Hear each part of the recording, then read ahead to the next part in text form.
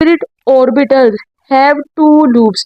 बनने वाले hybrid orbitals के दो लूप्स होते हैं, एक स्मॉल और एक लार्ज। देखिए hybrid orbitals have to loops.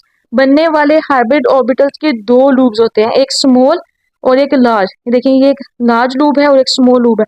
अब इसकी क्या रीजन है, हमारे पास जो बनने वाले हाइब्रिड ऑर्बिटल्स हैं उनके क्यों टू लूप्स होते हैं, ठीक है जी। तो बेसिकली इसकी रीजन क्या है उसको हम डिस्कस करते हैं यहाँ पे।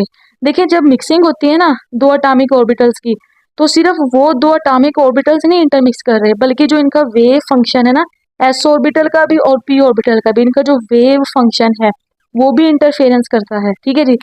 अगर देखिए मैंने यहाँ पे एस ऑर्बिटल के लिए रेड कलर से शो किया है आपके पास, उसकी जो वेव है, पी ऑर्बिटल की जो वेव है उसको मैंने ब्लू से शो किया, ठीक है।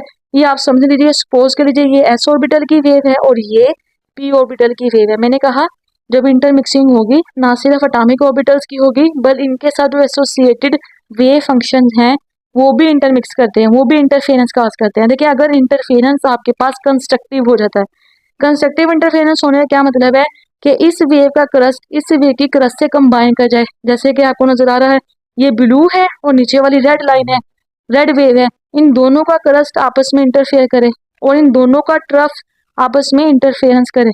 तो इस तरह के इंटरफेरेंस को, जिसमें एक वेव का क्रस्ट दूसरी वेव के क्रस्ट के साथ और एक वेव का ट्रफ दूसरी वेव के ट्रफ के साथ बाइंड कर रहा है, कंबाइन हो रहा है, तो इस तरह के इंटरफेरेंस को कहते हैं कंस्ट्रक्टिव इंटरफेरेंस, ठीक है। अच्छा अब इसका नतीजा क्या निकल के आता है, कंस्ट्रक्टिव इंटरफेरेंस में आप जानते हैं कि जो वेव का एम्पलीट्यूड होता है वो as compare to parental wave increase हो जाता है। तो इसी तरह से जब लूप बनते हैं ना कंस्ट्रक्टिव इंटरफेरेंस की वजह से, तो वो एक लूप बड़ा हो जाता है। अब जो छोटा लूप आता है उसकी रीजन होती है डिस्ट्रक्टिव इंटरफेरेंस, जो कि ये वाला है। इसमें क्या होता है, इसमें एक वेव का क्रस्ट दूसरी वेव के ट्रफ से कंबाइन करता है, तो एज अ रिजल्ट जो उनका इफेक्ट होता है वो कैंसिल हो जाता है। जब कैंसिल हो जाएगा इफेक्ट, आपका एम्पलीट्यूड भी जीरो हो जाता है, मिनिमम हो जाता है आपका एम्पलीट्यूड। यही रीजन है जो आपका जो छोटा सा ये लूप बनता है उसकी रीजन है डिस्ट्रक्टिव इंटरफेरेंस। भाई दो वेव्स ने डिस्ट्रक्टिव इंटरफेरेंस किया, उनका एम्पलीट्यूड कम हो गया है, तो जिसकी वजह से एज अ रिजल्ट आपके पास जो लूप बना है डिस्ट्रक्टिव इंटरफेरेंस के नतीजे में उसका भी साइज कम ही आता है।